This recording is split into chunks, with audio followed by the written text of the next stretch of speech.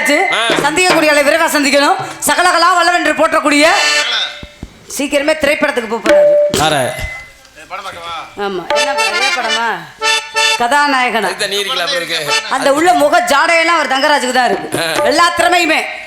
ஆமா, ஆடை அணிவது, மேக்கப் பண்றது, மக்களை கவர் பண்றது, ஆமா மூணுமே அவர்கிட்ட இருக்கு. அப்படியா?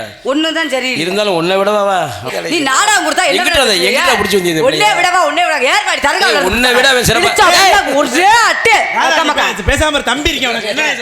என்னையா சொல்லி உன் கம்ப ஒடிச்சா அப்படி